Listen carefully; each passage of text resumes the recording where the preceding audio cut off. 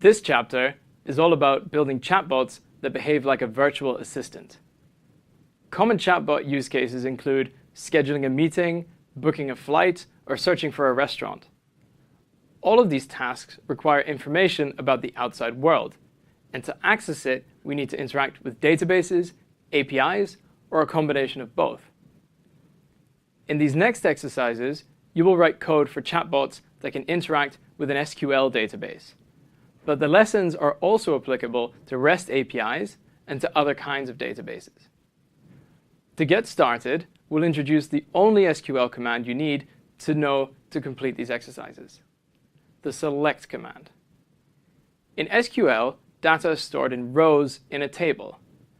For example, in a restaurant database, we would typically have a table called restaurants, where each row is a single restaurant, and the columns contain the restaurant's attributes, like its name, price range, area, and star rating. To retrieve the restaurants from the table and each of their attributes, we would execute the query select star from restaurants. If we only wanted names and ratings, the query would be select name, rating from restaurants, where name and rating correspond to the names of the columns in the table. If we only want expensive restaurants in the center of the city, we query select name from restaurants where area equals center and price range equals high. There are many different databases which support some kind of SQL. Python has a module called SQLite 3, which lets us interact with the SQLite database software, which comes pre-installed on most operating systems. To use it, we first import SQLite 3. Since SQLite persists data in a single file, we just pass the path to this file when we want to open up a connection to the database. So connection equals SQLite3.connect hotels.db. In order to actually run queries, we need to create a cursor using this connection by calling connection.cursor. We can execute queries by passing a string to the c.execute method.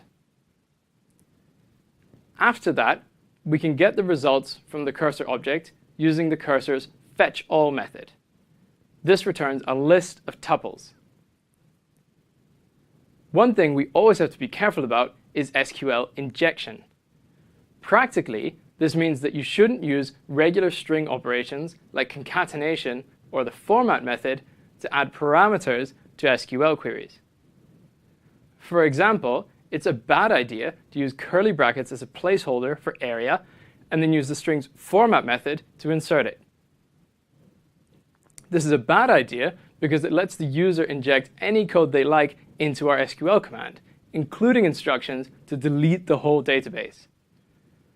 The safe way to pass parameters is to add them as an extra tuple argument to the execute function. The execute function has safeguards implemented to make sure that malicious code can't be injected into your query this way. And with that, you know enough SQL to write the database queries for your first hotel booking chatbot. In the next video, you'll see how to extract query parameters directly from user messages.